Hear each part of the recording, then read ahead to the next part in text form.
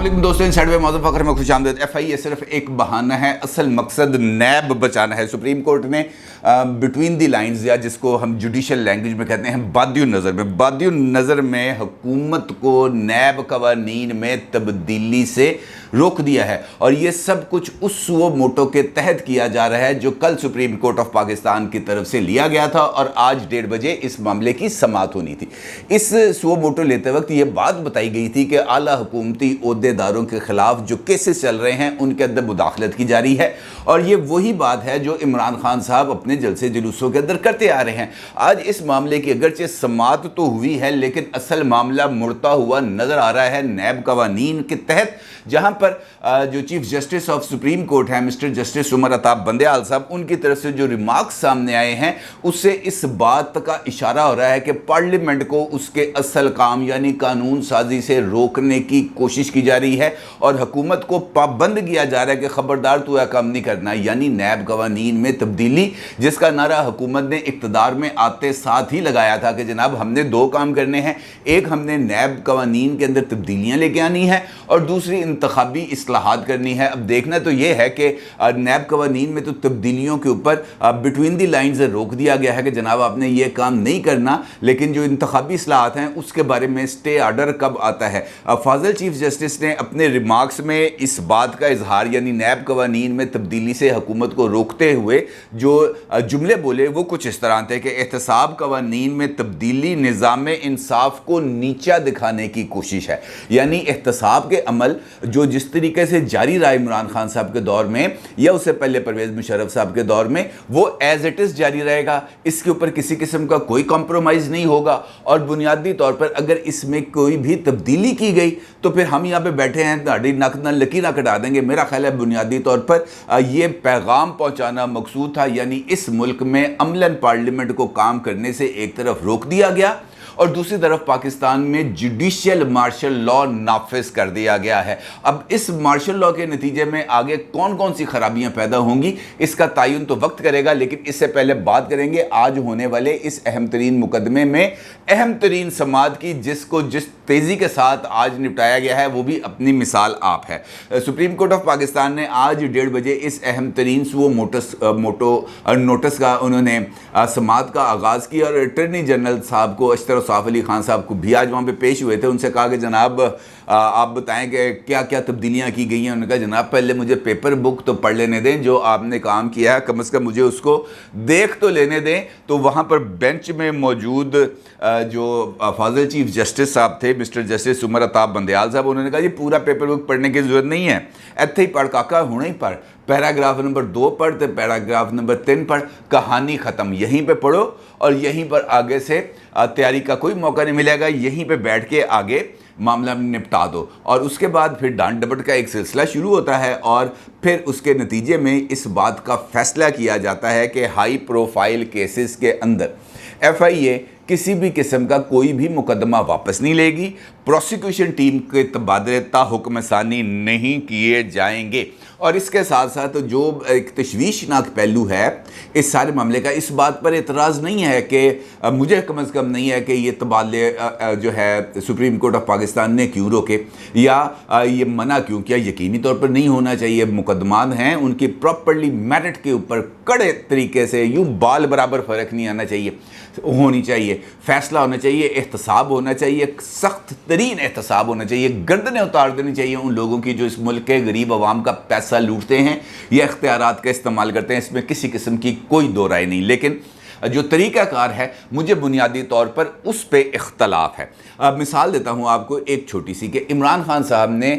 जब से इक़्तिदार से उतरे हैं उन्होंने रात 12 बजे अदालतें क्यों खोली, इस मामले को लेकर वो मुसलसल सुप्रीम कोर्ट ऑफ पाकिस्तान के ऊपर, फाजिल अदालत उज़्मा के ऊपर तनकीद किए चले जा रहे हैं और उनको इस मामले पर किसी भी लेवल पर, ख़ास तौर पर हाई कोर्ट हो, सुप्रीम कोर्ट हो या हुकूमत हो, किसी भी तरफ से कोई शटअप कॉल नहीं दी गई। उनको इस बात पर नहीं कहा गया कि भाई इंसान बन इस किस्म के काम नहीं करने, लेकिन वो दबाव अपना बढ़ाते चले गए, चाहे वो इस्टेब्लिशमेंट है चाहे वो अदलिया है, उनका दबाव बढ़ता चला गया और उसके नतीजे में हमने इन दोनों अदारों को اپنی جو پوزیشن ہے اس کے اوپر کمپرومائز کرتے ہوئے فیل کیا. میں یہ نہیں کہہ رہا کہ انہوں نے کمپرومائز کر لیا, لیکن تاثر اس قسم کا مل رہا ہے کہ انہوں نے اس بات پر کمپرومائز کیا. اب عمران خان صاحب نے گزشتہ 3-4 جلسوں کے اندر ایک نئے بیانیے کی تشکیل دی اور زہر کا ذکر کیا. یعنی ان کا یہ کہنا ہے کہ نواز شریف صاحب, شہباز شریف صاحب, ان کے صاحبزادے اور دیگر تمام شریف فیملی کے اراکین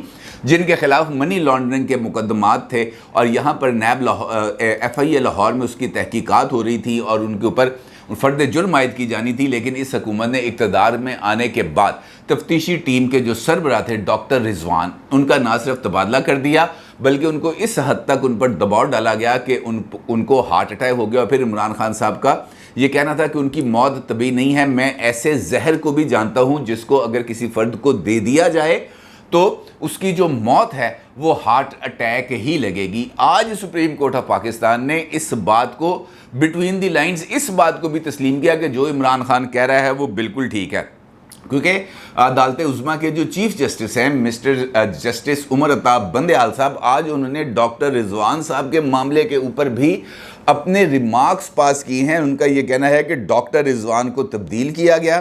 پھر ان کو ہارٹ اٹیک ہوا, اس بات پر تشویش ہے. یعنی انہوں نے بھی شکوک کا اظہار کر دیا ڈاکٹر رضوان صاحب کے انتقال پر, اللہ تعالیٰ ان کے درجات بلند کرے. لیکن اگر جو سپریم کورٹ آف پاکستان ہے اس کو عمران خان صاحب کو اس پر اعتراضات ہیں تو ان کے لواحقین کو بلائیں, ان کے لواحقین کو بلا کے پوچھیں کہ جناب کیا آپ کو ان کے انتقال کے غیر طبعی ہونے پر شک ہے؟ اگر شک ہے تو آپ ہمیں ایک درخواست دیں, ہم ابھی ان کی قبر کشائی کرتے ہیں اور ان کی لاش کا پوسٹ مارٹم کرتے ہیں, دودھ کا دودھ اور پانی کا پانی ہو جائے گا. اور پھر اگر یہ الزام درست ہوتا ہے پھر اگلی تحقیقات کا آغاز کیا جائے اور جو اس کے ذمہ داران ہیں اس کو سزا دے دی جائے. لیکن ہوا کے اندر تیر چلانا, ہوا کے اندر کسی بھی چیز کو سوشل میڈیا پر چل جائے اور اس کو لے کے آگے بڑھ جانا, اس کا میرا خیال ہے کہ نہ آئین اجازت دیتا ہے نہ قانون اجازت دیتا ہے. اور پھر سپریم کورٹ کے فاضل جج اس بات کا اعتراف بھی کرتے ہیں کہ جناب ہاں ہم سوشل میڈیا دیکھتے ہیں اور سوشل میڈیا سے رہنمائی بھی لیتے ہیں. آپ سوشل میڈیا دیکھتے ہیں, سوشل میڈیا سے رہنمائی نہیں لیتے بلکہ آپ سوشل میڈیا کا دباؤ قبول کرتے ہیں. اب اگر اس بات کو دیکھیں کہ ایف آئی اے کے اندر مداخلت ہوئی تو آپ مجھے یہ بتائیں کہ عمران خان صاحب کے 4.25 سال کے عرصے کے دوران وہ کون سی عدالت, وہ کون سی پروسیکیوشن تھی جہاں پر جو مداخلت ہے نہیں ہوئی. آپ سابق ڈی جی ایف آئی اے بشیر میمن کا آن ریکارڈ اعترافات سے مبنی 1 سے زائد انٹرویوز دیکھ سکتے ہیں جس کے اندر انہوں نے واضح طور پر اس بات کا اعتراف کیا کہ عمران خان صاحب نے بار بار مجھے بلایا. کبھی انہوں نے کہا خواجہ آصف بہت بولتا ہے اس کو اندر کر دو, کبھی انہوں نے کہا جناب نواز شریف کے خلاف یہ مقدمہ چلاؤ, کبھی اس نے کہا کہ شاہد خاقان عباسی کے خلاف اس قسم کی کارروائی ہونی چاہیے. کسی نے اس پر اعتراض نہیں کیا. بلایا صاف پانی کیس میں, گرفتار کر لیا کسی دوسرے مقدمے میں. مریم نواز صاحبہ اپنے والد سے جیل کے اندر ملاقات کرنے گئیں اور صرف نواز شریف صاحب کو ذہنی اذیت پہنچانے کے لیے باپ کے سامنے بیٹی کو جیل کے اندر سے گرفتار کیا گیا. کسی کی آواز نہیں اٹھی. رانا ثناء اللہ صاحب جو جیل میں تھے جن کے اوپر 15 کلو ہیروئن کا کیس ڈالا گیا, ان کا جب ضمانت کا فیصلہ ہونا تھا تو اس ضمانت کے فیصلے سے صرف 1 گھنٹہ پہلے واٹس ایپ کے اوپر جج صاحب کا تبادلہ کر دیا گیا اور ان کو منع کیا گیا کہ جناب آپ نے عدالت میں نہیں جانا. بائی ہک اینڈ کروک وہ نہیں آ سکے عدالت میں, اور اس کے بعد اس عدالت میں اگلے 6 مہینے کے لیے کوئی جج تعینات نہیں کیا گیا. یہ اختیارات میں یا سرکاری اداروں کے کام میں مداخلت نہیں تھی. ایف آئی اے جب چینی اسکینڈل کی تحقیقات کر رہی تھی, جہانگیر ترین صاحب نے اپنا گروپ بنایا تھا, گروپ بنا کر وہ منظر عام پر آئے تھے. عمران خان صاحب کو انہوں نے چیلنج کیا تھا اور یہ کہا تھا میں دوست ہوں, مجھے دوست رہنے دے. اور اس کے بعد علی ظفر صاحب جو اس وقت پی ٹی آئی کے وکیل بھی ہیں, عمران خان صاحب کی آنکھوں کا تارا بھی ہیں, اور شہزاد اکبر صاحب جو اس وقت مشیر احتساب تھے, ملتے ہیں جہانگیر ترین صاحب سے, اور پھر علی ظفر صاحب کی سربراہی میں ایک کمیٹی بنتی ہے. پھر ایف آئی اے کو اس معاملے میں مزید کام کرنے سے روک دیا جاتا ہے اور جہانگیر ترین صاحب کے خلاف جو اندراج مقدمہ کی ایف آئی اے نے ضمانت کی منسوخی کے لیے جو درخواست جمع کرائی ہوتی ہے, اس درخواست کو ایف آئی اے واپس لے لیتی ہے. کیوں؟ وہاں پر پروسیکیوشن کے کام میں مداخلت نہیں کی جا رہی تھی، لیکن فرق وہاں پہ یہ تھا کہ فرنٹ لائن جو نیشنل اسمبلی کی تھی وہاں پر جو اپوزیشن لیڈر بیٹھے تھے، چاہے وہ شہباز شریف ہوں، چاہے وہ خواجہ آصف ہوں، چاہے وہ رانا ثناء اللہ ہوں، چاہے وہ احسن اقبال ہوں، چاہے وہ سعد رفیق ہوں، چاہے وہ آصف زرداری ہوں، ان سب کے لیے عمران خان صاحب کا حکم تھا کہ یہ بندے جیل میں جانے چاہیے، اور وہ جیل میں رہے، اور وہ ایک طویل عرصہ جیل میں رہے۔ اور جب ان لوگوں کو ضمانتیں ملی، کسی کو 15 مہینے کے بعد، کسی کو 18 مہینے کے بعد، کسی کو 22 مہینے کے بعد، تو ان ضمانتوں کے فیصلے خود اس بات کا اظہار ہے کہ کس طریقے سے حکومتی اختیارات کو استعمال کیا گیا، کس طریقے سے اداروں کے اندر مداخلت کی گئی۔ اس وقت کیوں سو موٹو نہیں لیا گیا؟ اس وقت اس بات کا جائزہ کیوں نہیں لیا گیا؟ یہ ایک سوال ہے، اور یقینی طور پر سوال تو اب اٹھیں گے، اور جب سوال اٹھیں گے تو پھر ان کے جوابات بھی دینے پڑیں گے۔ محض رسمی کارروائی کرنے سے، محض اس بات کا اظہار کرنے سے کہ ہم اس وقت دباؤ کا شکار ہیں، ہم اس وقت شیلنگ کا شکار ہیں، ہمارے اوپر اس وقت جلسوں میں لفظی گولہ باری ہو رہی ہے، ہم کسی بات کا جواب نہیں دیں گے، ہم کم از کم معاملے کو بیلنس کرنے کی کوشش کریں گے۔ یہ بیلنس کیا جا رہا ہے، اس طریقے سے بیلنس کیا جاتا ہے، اور اگر اس طریقے سے بیلنس کیا جانا ہے تو پھر تو ہمارے نظام عدل حقیقی معنوں میں، بالکل درست معنوں میں 124ویں نمبر پر ہے، اور اس کو یہاں پر ہونا چاہیے، بلکہ شاید اس سے آگے ترقی بھی کرنی چاہیے، کیونکہ اگر انصاف نے دباؤ میں آنا ہے تو پھر اس انصاف اور اس نظام انصاف کا تو صرف اور صرف اللہ حافظ ہونا چاہیے۔ کل رانا ثناء اللہ صاحب جب یہ سو موٹو لیا گیا تو اس وقت اگر آپ دیکھیں تو سوشل میڈیا کے اوپر اس معاملے پر بہت زیادہ تالیاں بجائیں گی، ہر ایک بندے نے تالی بجائی، وہ تمام لوگ جو ایک پارٹی کے سوشل میڈیا چلاتے ہیں، انہوں نے کہا جی دیکھا تن کے رکھ دیا ہم نے حکومت کو۔ اب حکومت انفیکٹ اگر دیکھا بھی جائے تو سپریم کورٹ نے تو اس حکومت کا مکھو ہی ٹھپ کے رکھ دیا، اب نہ یہ آگے جا سکتے ہیں نہ پیچھے جا سکتے ہیں۔ ایک طرف عمران خان کھڑے ہیں، اسٹیبلشمنٹ پلہ نہیں پکڑا رہی، معیشت کی صورتحال خراب ہے، عدالتوں کی طرف سے بھی اب کھچائی کے پروگرام کا آغاز ہو گیا ہے۔ ایسی صورتحال میں تو وہ مجھے ایسے لگ رہا ہے کہ یہ ان کے لیے بھی کوئی خاص منصوبہ بندی کی گئی ہے، اور لگتا ہے ایسے ہے کہ اگلی مرتبہ یہ جو منصوبہ تھا نا 10 سال کا، یہ صرف اور صرف ایک بات نہیں تھی، یہ ایک حقیقی منصوبہ تھا۔ عمران خان صاحب کو ڈرائی کلین کر کے، نہلا دھلا کر، یوں سرخی پاؤڈر لگا کر دوبارہ اقتدار میں لانے کا منصوبہ، اس کے علاوہ اور کوئی نہیں ہو سکتا۔ جب اس پر بات ہوتی ہے رانا ثناء اللہ صاحب سے کہ جناب یہ سو موٹو نوٹس لیا گیا کل شاہ زیب خان زادہ صاحب کے پروگرام میں، تو وہ اس کا بہت زیادہ تلخی کے ساتھ جواب دیتے ہیں، اور اسی بات کا اظہار کرتے ہیں کہ شہزاد اکبر صاحب کیا کر رہے تھے اس وقت۔ شہزاد اکبر صاحب کیا اداروں میں مداخلت نہیں کر رہے تھے؟ وہ خود آ کر مقدمات کی جو پروسیکیوشن ٹیم تھی ان کی میٹنگز نہیں لیتے تھے، ان کو ڈائریکشنز نہیں دیتے تھے؟ کیا وہ افسران کے تبادلے نہیں کرتے تھے؟ سوال یہ پیدا ہوتا ہے وہ 15 کلو ہیرن خریدی کس نے، کہاں سے آئی،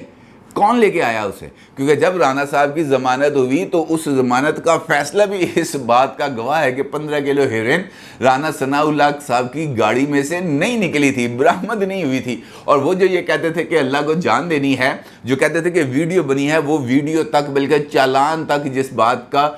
میڈیا کے اوپر آ کر چرچا کیا گیا، وہ چالان تک وہاں پر پیش نہیں کیے گئے تھے۔ تو آپ اندازہ لگا سکتے ہیں کہ اس احتساب کی صورتحال کیا ہوتی ہے۔ اور جب یہ سپریم کورٹ آف پاکستان کی طرف سے آج ہونے والی بات، یہ جو آج کی ان کی ابتدائی ججمنٹ ہے سامنے آتی ہے، تو پھر مرزا شہزاد اکبر صاحب اگر اس پر اچھلیں کودیں نا، کیونکہ یہ وہ تمام لوگ ہیں بنیادی طور پر جن کا نام حکومت کی تبدیل ہوتے ساتھ ہی سٹاپ لسٹ پہ ڈال دیا گیا تھا۔ ڈاکٹر رضوان کا نام بھی سٹاپ لسٹ پہ تھا، شہباز گل کا نام بھی تھا، شہزاد اکبر صاحب کا بھی نام تھا، ڈاکٹر ارسلان خالد صاحب کا بھی نام تھا، یہ تمام نام سٹاپ لسٹ پہ تھے۔ اس وقت تو شہباز شریف صاحب جو ہے وہ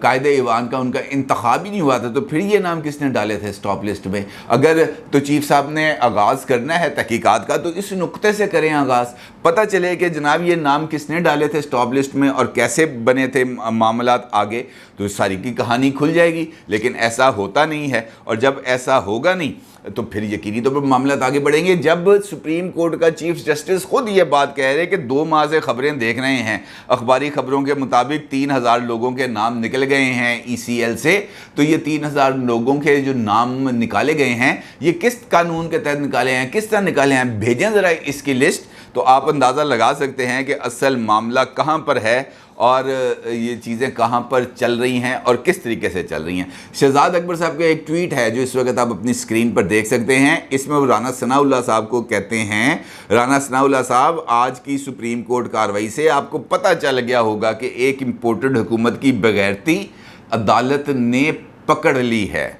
اصل بغیرتی یہی ہے کہ حکومت ملتے ہی اپنے نام ECL سے نکالو، کیسوں میں تفتیش بدلو، ایمانداروں کو مروا ڈالو، بے شک اللہ برحق ہے اور بے غیرت بے نقاب ہوئے۔ اب اس کے اوپر کوئی کارروائی کی جائے گی، کیونکہ یہاں پر بھی اس ٹویٹ کے اندر بھی محترم شہزاد اکبر صاحب نے براہ راست الزام عائد کیا ہے قتل کا، جبکہ ابھی تک اس قتل کے بارے میں جو متوفی ہیں جناب ڈاکٹر رضوان صاحب، ان کے اہل خانہ کی طرف سے ایک بات سامنے نہیں آئی، ایک مرتبہ انہوں نے اس شک کا بھی اظہار نہیں کیا کہ جناب ان کا جو قتل ہے، ان کی جو موت ہے وہ قتل ہے۔ اور خود رانا ثناء اللہ صاحب اس بات کا اظہار کر چکے ہیں کہ جناب آج دیں درخواست، ابھی دیں درخواست، کل ہی اس پر کارروائی ہوگی، پوسٹ مارٹم ہوگا ان کا، لیکن جب تک کوئی درخواست نہیں آئے گی کیسے چلے گا کام؟ لیکن اگر ہم اس طریقے سے معاملات کو لے کے آگے بڑھیں گے،